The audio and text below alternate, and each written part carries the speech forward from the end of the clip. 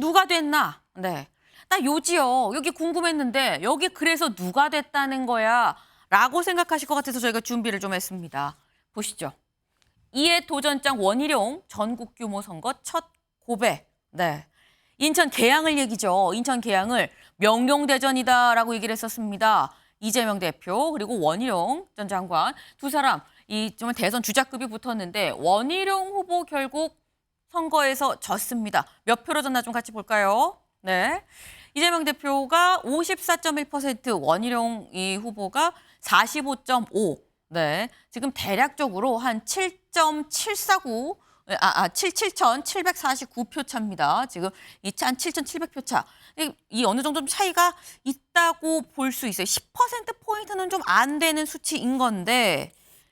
네. 근데 여기에 대해서 처음에 원희룡 후보가 개항을 해 나온다고 했을 때 저도 이건 이길 수 있는 선거다라고 신지호 의원님 얘기를 했었거든요. 근데 저도 몇 %포인트 차로 지느냐 그게 관건이다 뭐 그런 얘기가 나왔었는데 이 정도면 저도 이긴 겁니까? 그냥 진 겁니까? 뭐 흔히 말하는 젖잘싸에 해당된다라고 봅니다. 젖잘싸다. 예, 저 개항을은 사실상 뭐 송영길 전 대표가 내려오선하고 그걸 이제 이재명 대표에게 인계한 그런 것 아닙니까? 근데 저기서 지금 저기 보면은 8.6% 정도 차이인 것 같습니다. 그러니까 그 두 자릿수가 아니고 저 정도면은 뭐 저는 젖잘싸에 해당된다. 이렇게 보고 이 원희룡 그 후보는 비록 그 명룡대전에서 아깝게 고배를 마셨지만 정치적 미래는 여전히 살아있다. 이렇게 봅니다. 근데 그렇다고 하면 정치적 미래 살아있다 말씀하셨는데 어떤 미래를 그릴 수 있을까요?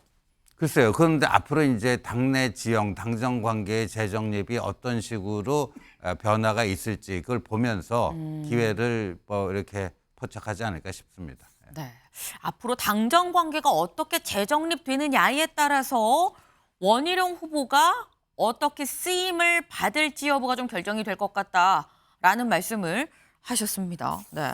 인천 계양을 부분은 사실 이재명 대표가 이길 가능성이 좀 높다라는 얘기가 있었죠. 그래서 그랬구나. 이 정도 차이가 났네 하실 수 있는데 그럼 다음 지역 가볼까요? 다음 기사 보겠습니다.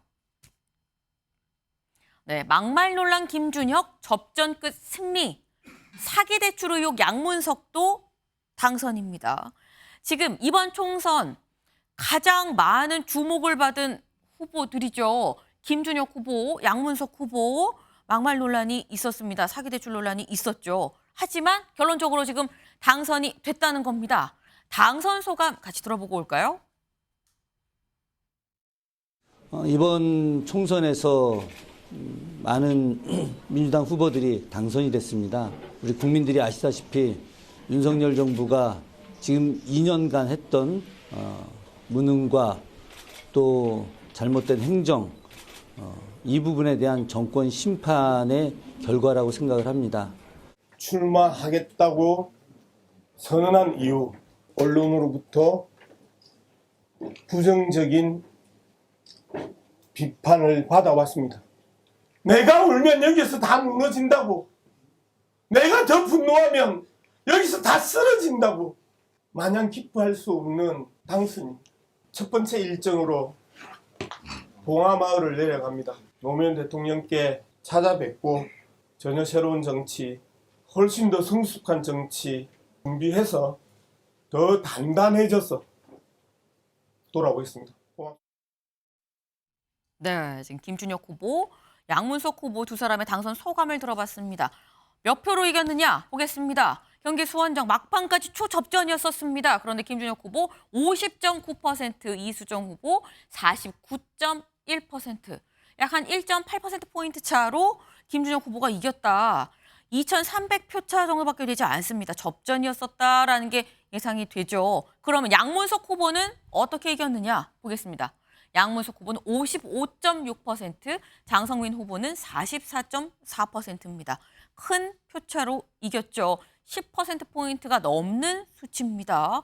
어쨌거나 궁극적으로 두 사람 다 지금 원내에 입성했습니다. 김진욱 의원님. 두 사람 다 당선권이라고 예상하셨었습니까? 사실 김준혁 후보는 총선 한 일주일 남겨놓고 굉장히 화제의 중심에 섰었던 인물이잖아요. 그래서 김준혁 후보는 쉽지 않을 수도 있겠다라는 생각을 했는데 이수정 후보의 그 대파 논란이 있을 때 이거는 한 단이 아니라 한 뿌리다라고 했던 그 점, 그건 단순히 한 단을 한 뿌리라고 표현한 게 아니라 지금의 현재의 물가를 정확하게 인식하고 있지 못한 대통령에게 현실을 직접 직시할 수 있게 해준 게 아니라 오히려 대통령을 엄호하는 역할을 했던 이런 모습들이 이 이수정 후보에게는 좀 아주 매우 그러니까 뭐랄까요, 불리한 요소로 작용된 점이 있었던 게 아닌가 싶은데 어쨌든 이제 민심이 판단을 한 것이잖아요. 이 상황 이후에 이제 양문석 후보든 김준혁 후보든 당선자 신분으로서 앞으로 이제 어떻게 국민들께 본인들의 좀 부족함을 설명해 나갈지 그 점에 대해서는 이제 앞으로 좀 큰 숙제를 안고 있다 이렇게 보여집니다. 네. 지금 사실 둘 다 당선이 될 줄은 몰랐는데 유권자의 선택을 받은 거 아니겠느냐라고 말씀을 하셨어요. 그런데 뭐 이른바 막말 논란이 있었던 사람이 야당에만 있었던 건 아니죠. 여당에도 있었습니다. 누구냐? 윤영석 후보요. 양산갑의 윤영석 후보. 그럼 양산갑은 어떻게 결론이 났느냐? 같이 볼까요? 네. 윤영석 후보 53.6%, 민주당 이재용 후보 44.8%. 네. 거의 10%포인트 정도의 차이로 윤영석 후보가 이겼습니다. 네. 근데 지금 저희가 김준혁, 양문석 후보 봤죠? 윤영석 후보도 당선이 됐습니다. 근데 지금 이렇다는 거는 김철현 의원님, 여야 할 것 없이 지금 막말 논란이 불거졌던 분들은 지금 보면 다 당선이 됐어요. 근데 이렇다는 얘기는 뭐 무소속으로 나온 분들은 떨어졌습니다만 당 공천이 유지된 막말 논란의 당사자들은 다 지금 당선이 됐거든요. 그럼 이번 총선에서 막말은 유권자들의 고려 대상이 아니었다는 얘기냐? 어떻게 보십니까? 이거는 조금 차이를 둬야 되는데요. 윤영석 후보 같은 경우에는 사실 삼선 의원으로서 굉장히 좀 부적절한 발언이지만 유세 과정 중에 그냥 툭 튀어나온 그냥 그런 진짜 의도하지 않은 그런 어떤 막말이었거든요. 그러다 보니까 아무래도 그런 부분에 있어서 본인이 해명을 하고 또 사과를 했기 때문에 그런 부분들을 유권자들이 어느 정도 그 부분을 참작을 하신 것 같고요. 사실 그 김준혁 후보하고 그 양문석 후보 같은 경우는 이번 22대 총선에 어떻게 보면 최강 빌런 후보입니다. 네. 그러니까 어느 정도 뭐 계속적으로 이제 사퇴 논란까지 벌어졌는데도 불구하고 계속 뭉개고 버틴 케이스거든요. 그래서 제가 볼 때는 결국 그 지역의 유권자들의 어떤 평가 뭐에 대해서 뭐 어떻게 겸허하게 뭐 받아들일 수밖에 없지만 네. 저는 그렇다고 해서 이분들이 국회 입성한다고 해서 저는 유권자들의 어떤 평가로서 끝났다고는 보지 않거든요. 어차피 양문석 후보나 아니면 네. 김준혁 당선자는 계속적으로 고발 고소건에 의해서 계속적으로 수사를 받을 가능성이 높기 때문에 이번에 어쨌든 굉장히 강하게 분 그 정권 심판론에 숨어서 본인들이 어떻게 뭐 의정 활동을 그렇게 할 수는 없다. 이거는 굉장히 본인들이 어쨌든 국회에 들어가더라도 굉장히 자숙하고 자성해야 될 부분이다.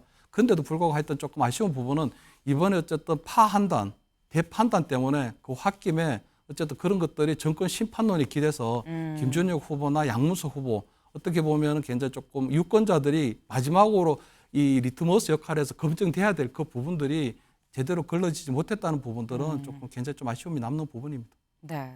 지금 저희가 여야의 어떻게 보면 좀 막말 논란의 이 한가운데 섰었던 분들의 선거 결과가 어땠는지를 좀 봤습니다. 일단 다 입성을 한 상황입니다. 그럼 또 다른 눈길이 가는 사람 누가 있느냐? 기사 같이 볼까요? 네. 곽상원 장인 지역구에서 큰 배지 종로죠. 종로에서 이번에 당선이 됐다는 겁니다. 이성윤 전 서울중앙지검장 일찌감치 당선이 확정됐다. 네.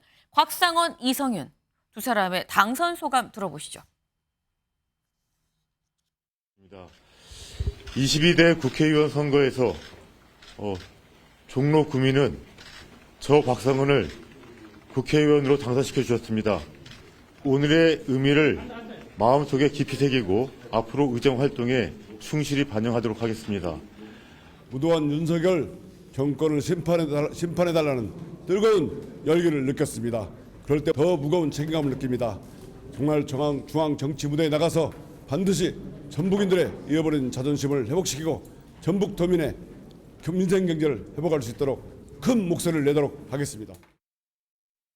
네, 사실 정치권에서 아버지가 했었던 그 지역구에 아들이 나와서 당선이 되는 경우는 뭐 종종 있었습니다. 그런데 이번 같은 경우는 장인이 했었던 지역구에 사위가 나와서, 장인이 누군지 아시죠? 곽상원 변호사의 사위 노무현 전 대통령입니다. 15대 때 종로에 출마를 했었죠.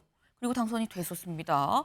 근데 이번에는 이 사위가 장인 지역구를 어떻게 보면은 그대로 다시 한번 이 지역구를 할 수 있는 그런 상황, 그런 기회가 주어졌다라는 건데, 저희가 같이 본 게 이성윤 후보입니다.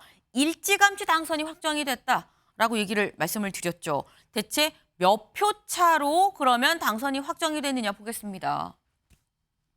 이성윤 66.4, 정운천 20.6입니다. 무려 46%포인트가량 차이가 납니다.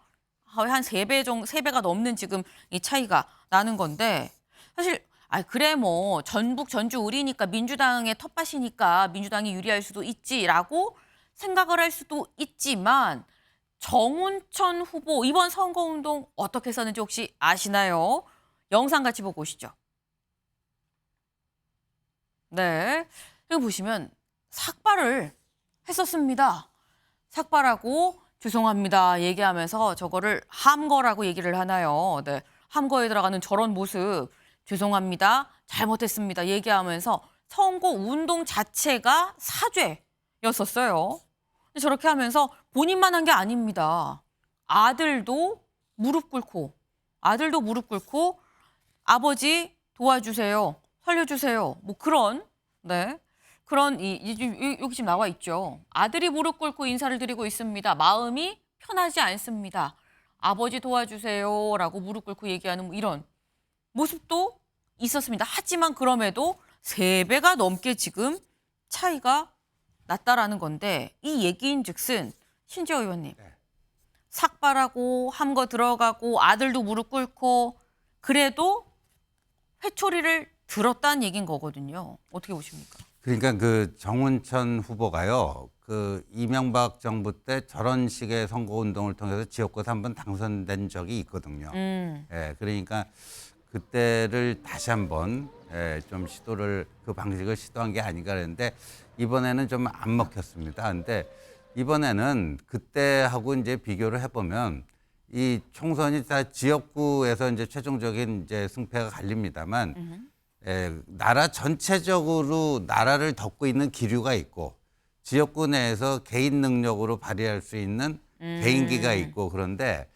요번에는 워낙 그 나라 전체적인 기류가 워낙 강하다 보니까 개인기가 발휘되기가 쉽지 않은 이런 그 선거 환경이지 않았나, 이렇게 생각이 됩니다. 네.